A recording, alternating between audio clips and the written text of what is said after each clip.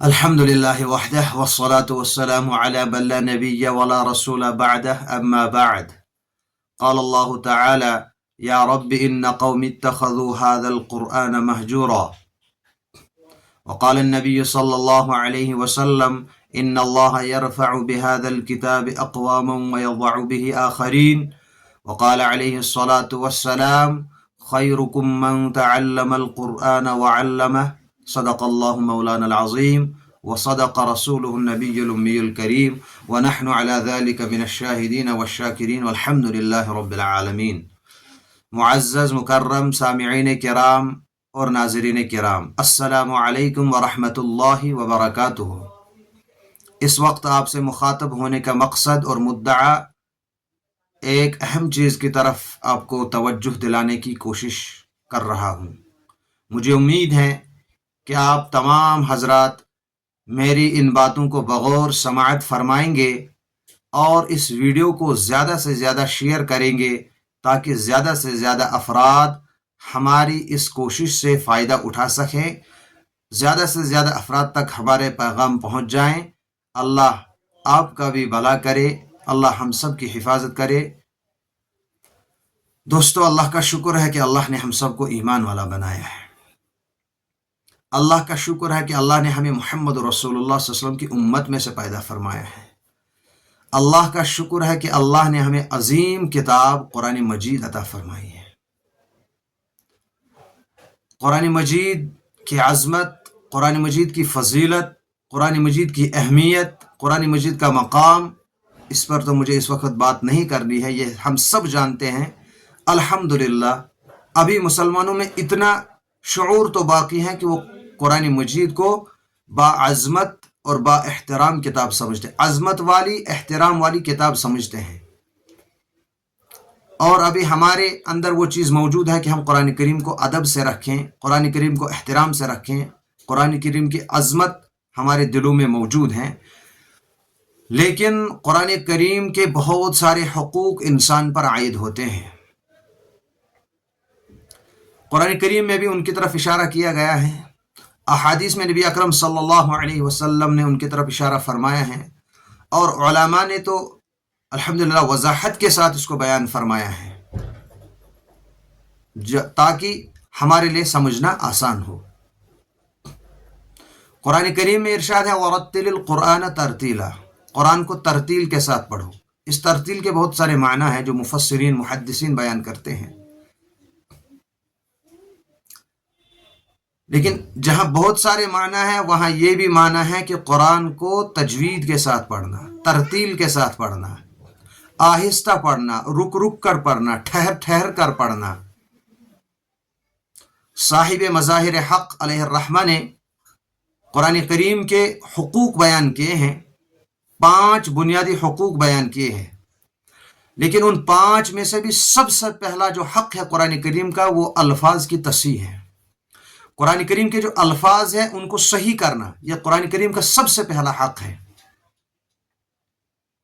اللہ تعالیٰ کے نبی علیہ الصلاۃ والسلام نے ارشاد فرمایا ہے، اللہ تعالیٰ نے بہت سارے انسانوں کو اس کلام کے ذریعے سے بلند مقام عطا فرمایا اور بہت ساری قوموں کو نیچے گرایا، ذلت و رسوائی ان کے مقدر میں رکھی۔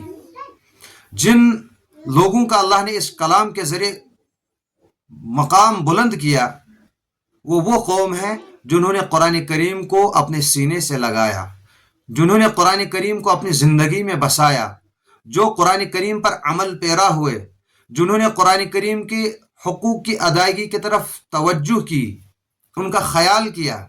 اللہ نے اس قوم کو، ان لوگوں کو بہت اونچے مقام تک پہنچا دیا، اور جس قوم کو نیچے گرایا، جس قوم کو ذلت دی، رسوائی دی، وہ قوم ہے جس نے کلام اللہ کے حقوق ادا کرنے میں کمی کی، کوتاہی کی، غفلت کی۔ اس وقت امت کا اکثر طبقہ ایسا ہے جن کو قرآن پڑھنا نہیں آتا ہے۔ میں اپنی ریاست جموں و کشمیر کی بات کر رہا ہوں۔ اکثر طبقہ ایسا ہے جن کو قرآن کریم صحیح تلفظ کے ساتھ پڑھنا نہیں آتا ہے۔ ہم لوگوں کو سب کچھ آ گیا، سب کچھ ہم نے سیکھ لیا. اگر کوئی چیز ہمیں نہیں آتی ہے، اگر کسی چیز کو سیکھنے کی ہم نے کیا کہتے ہیں ضرورت محسوس نہیں کی، تو وہ اللہ کا کلام ہے. وہ کلام جس کلام کے بارے میں فرمایا گیا ہے کہ جس طریقے سے اللہ رب العزت کو اپنی تمام مخلوقات پر برتری اور فضیلت حاصل ہے، اسی طریقے سے تمام کلاموں پر اللہ کے کلام کو فضیلت اور برتری حاصل ہے. ہم نہیں پڑھیں گے، اللہ کا کچھ بگڑنے والا نہیں ہے. ہم نہیں سیکھیں گے، اللہ کا کچھ بگڑنے والا نہیں ہے. اور اللہ اس قرآن کو قیامت تک محفوظ رکھیں گے.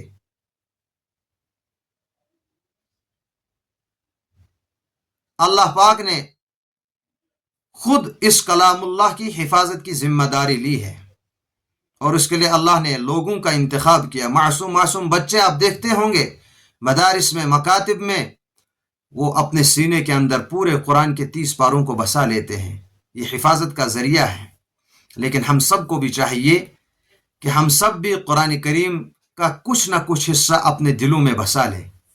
نبی اکرم صلی اللہ علیہ وسلم کی ایک حدیث کا ترجمہ ہے، ایک ارشاد ہے، فرمایا جس دل میں قرآن کا کوئی حصہ موجود نہیں ہے، اس دل کی مثال ایسی ہے جیسے ایک ویران گھر ہو، اس کی دیواریں گری ہوئی ہو، اس کا چھت گرا ہوا ہو، وہ ویران پڑا رہتا ہے، اس کو کوئی پرسان حال نہیں ہوتا ہے. وہ دل بھی ایسا ہی ہے جس دل میں قرآن کا کوئی حصہ موجود نہ ہو.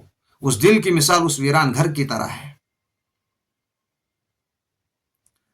اور نبی اکرم صلی اللہ علیہ وسلم نے فرمایا کہ دنیا کے انسانوں میں بہترین انسان وہ ہے جو قرآن کریم کو سیکھتے ہیں، قرآن کریم کو سکھاتے ہیں. ہر مسلمان پر کم سے کم اتنا قرآن سیکھنا تو فرض ہے کہ جس سے ہر مسلمان کی نماز درست ہو جائے. اتنا قرآن تو سیکھنا فرض ہے.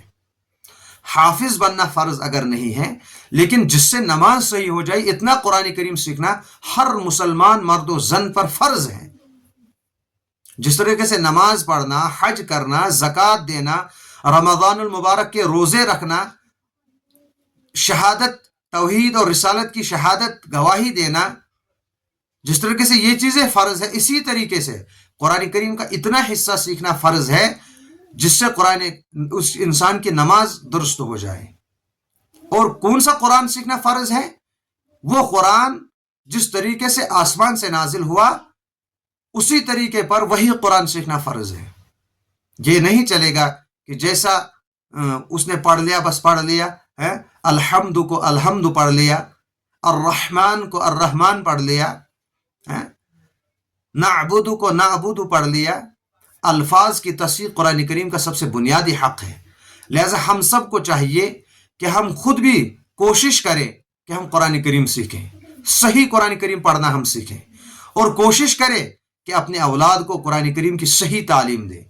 جیسے ہم اس وقت دنیا کی تعلیم کے لیے بہترین سکولوں کا، بہترین ٹیوشن سینٹروں کا، بہترین اساتذہ کا انتخاب کرتے ہیں، اسی طریقے سے ہم سب پر ضروری ہے کہ ہم ایسے ہی بہترین اساتذہ کا، بہترین مکاتب کا، بہترین کیا کہتے ہیں مدارس کا اور بہترین اساتذہ کا انتخاب کریں جو کہ ہمارے بچوں کو صحیح قرآن کریم کی تعلیم دے.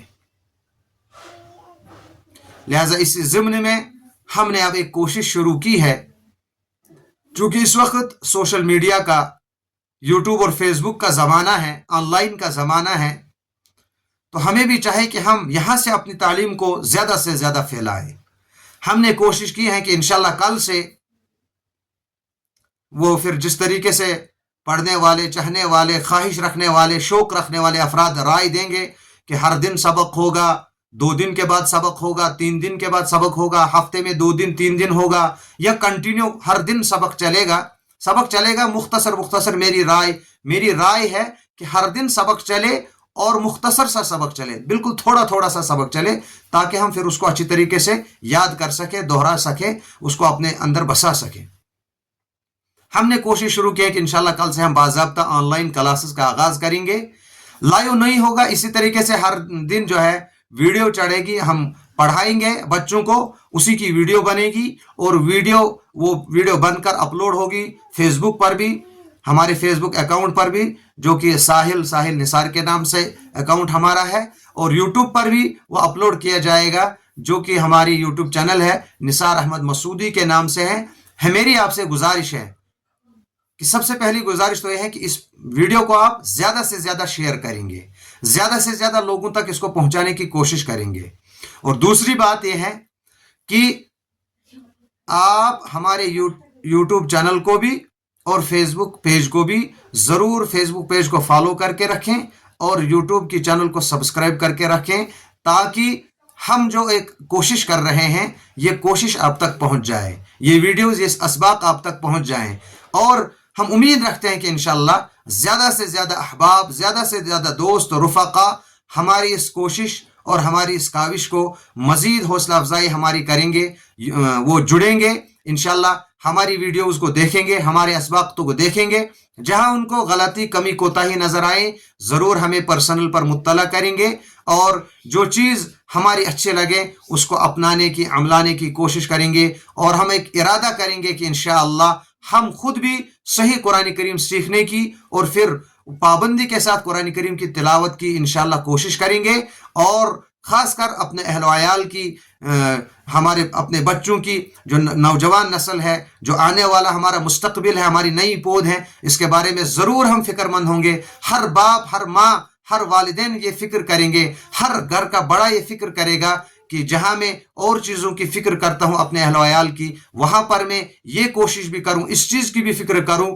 کہ میرے گھر کے اندر صحیح قرآن پڑھنے والے افراد، صحیح قرآن پڑھنے والے جو ہے میرے بچے بن جائیں، میری رعایا بن جائیں۔ اس سب کی انشاءاللہ ہم سب کوشش کریں گے۔ اللہ تعالیٰ مجھے بھی اور آپ سب کو بھی قرآن مقدس کی خدمات کے لیے قبول فرمائیں، اور قرآن مجید کے اس اشاعت کے عظیم مشن کے ساتھ ہم سب کو آخری دم تک جوڑے رکھیں۔ میرے لیے بھی دعا فرمائیں، اپنے لیے بھی دعا فرمائیں۔ آخر میں گزارش ہے ہمارے فیس بک پیج کو فالو کریں اور ہماری یوٹیوب چینل کو سبسکرائب کریں۔